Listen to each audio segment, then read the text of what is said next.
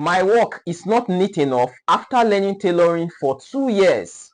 Demosti commented. Now, I get these comments all the time, and that's why today I'm going to show you 4 reasons why your sewing is not neat and why your work is not always looking professional. Now, I know the feeling. It can be frustrating. Now, you've learned tailoring for several months, even several years, and it seems as if you're not getting the kind of results that you want.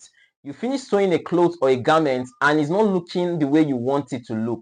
It's not looking neat, it's not looking professional. Now, I struggled with this for several years until I discovered these 4 reasons why my sewing is not neat. Now, the number 1 reason why your sewing is not neat might just be because you are not using the right sewing machine. Now, they have different types of sewing machines. We have industrial sewing machines, we have manual sewing machines, we have tabletop sewing machines. Now, depending on the kind of garment or the kind of clothes you are trying to sew, there are specific kinds of machine that you should use in specific cases. Now, I'm into menswear, and most of our stitches in menswear are external stitches. You sew the cuff, you sew the placket, you sew pockets. Unlike female wear, where some of the stitches are actually hidden, in menswear, most of our stitches are visible. That means you can see them. Now, if you're into menswear just like me, or you're into any type of tailoring that requires visible stitches, I will strongly recommend and advise that you get an industrial sewing machine. If you're just beginning or you're just starting and maybe you have limited resources or limited funds, you can start with a manual sewing machine, but have it in mind that in the long run you should have an industrial sewing machine. Industrial sewing machines and manual sewing machines are quite different in terms of the stitch quality. When you're sewing with an industrial sewing machine, you have even stitches all through. You hardly have stitches that skip.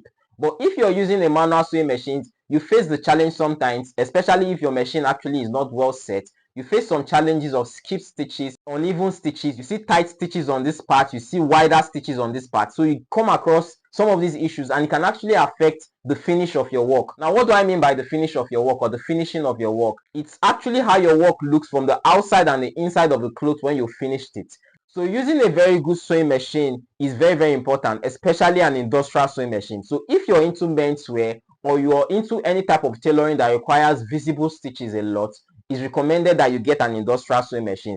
So I recommend you knowing the type of work that you do and getting the proper sewing machine that will be required for that work. Now, the second reason why your sewing is not neat enough is because you need to change your cutting and your sewing method or technique. There are different sewing methods, there are different cutting techniques, and you see lots of different ways in which you can achieve certain things in tailoring. There are different ways to cut and sew a trouser. There are different ways to cut and sew a shirt. Now, finding the right method or technique to use in sewing different parts of the clothes is very important. Now, I can tell you, when I went to fashion school, there was a way I was taught on how to cut a trouser. But I discovered that there were some issues with that method. So I went on a research on YouTube and several platforms and I discovered a better way of cutting and sewing a trouser, and it gave me a better result. So in sewing, there is no one way of doing things. If you discover that the method you're using to sew maybe a shirt collar is not giving you a proper result, research on another method and practice that method, and if it gives you the right result, use that second method you discovered. So if you discover that maybe the way you're cutting your armhole is not giving you a good result, research on other methods of cutting armholes and practice, and if it gives you a better result, stick to that new method, and that will be a way of improving on your skill, improving on your result, and actually improving on your finishing. Now, the third reason why your sewing is not always looking neat is because you need to work on your finishing. Now, what do I mean by finishing? Now, finishing is how good or how neat your work looks both on the outside and on the inside of the clothes after construction. Now, there are ways in which you can work on your finishing. Now, one way to work on your finishing is actually to overlock the edges of your clothes before construction. Now, every professional tailor should have an overlocker in his or her workshop or wherever you're constructing your clothes. So an overlocker is very important because especially when you're sewing maybe a shirt, a gown, or any kind of clothes, because if you don't overlock the rough edges of your clothes while you're constructing the clothes, it can get frustrating. Loose thread will be pulling out of the clothes when you're constructing it, and it will actually make the work very rough. So maybe you're even doing a good work, you're sewing it very well, but when you see all those rough edges, it can actually affect you psychologically, and it will affect the neatness of your stitches and the neatness of your work. So it's very important to overlock all the rough edges. Now, another way in which you can actually improve the finishing of your work when constructing a cloth is to actually press and iron.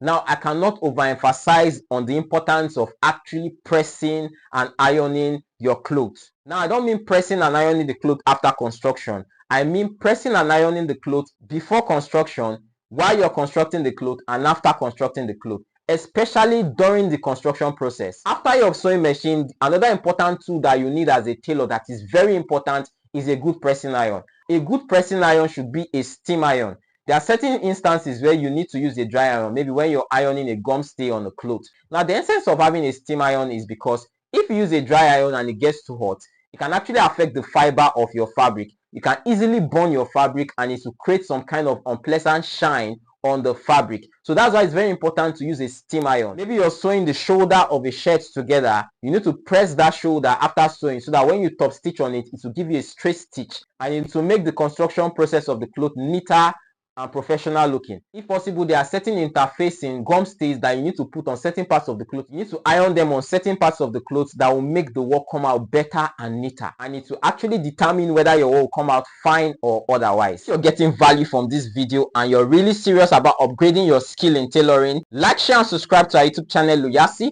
Hit the notification bell so that whenever I upload a video like this, you get a first-hand notice of it. If you have any question whatsoever or you're facing any challenges related to the points that I just mentioned, hit me up in the comment section. Now, the fourth reason why your sewing is not neat and why your work is not looking professional is because you are not using the right interfacing. There are certain kinds of interfacing that we use for certain parts of a cloth when it comes to construction. There are certain kinds of gum stays or interfacing that is being used for a collar. There are certain kinds of interfacing that you should use for a cuff. There are certain kinds of interfacing that you put on the placket of a shirt. So knowing the right interfacing or gum stay to use when constructing your clothes is very key. Now, there's a certain kind of gum that is called a hemming gum. I don't know what it's being called in your country, but in Nigeria, it's called a hemming gum. It's more like a sellotape type of gum that we use in certain parts of the construction of a cloth. Now, when you use this gum in the construction of certain things, like maybe constructing a pocket or a placket, it gives you a very good finishing and a very good result. But when you don't use that gum, the result might not come out as well as when you use the hemming gum. So knowing the right kinds of gum to use in constructing certain parts of the cloth is very key, that will determine how the outcome of that construction will look like. So sometimes when you go online and you see certain clothes looking very fine, the stitches looking very perfect, and the finishing looking very professional, sometimes it's not actually the skill of the tailor alone, but it is the use of certain types of gums and interfacing that creates that kind of good finishing and good result. So knowing the proper gum stays, the proper interfacing, the proper interlining to use when constructing your clothes is very key, and it will determine how good or how badly the outcome of that clothes will be. Now, I have a ready to wear online shirt course, a complete teaching on how to cut and sew an English shirt from start to finish, from the cuffs to the placket to the button and the buttonhole to the collar. If you're interested in this course and you're actually interested in upgrading your skill in tailoring, click the link in the description to get access to this course.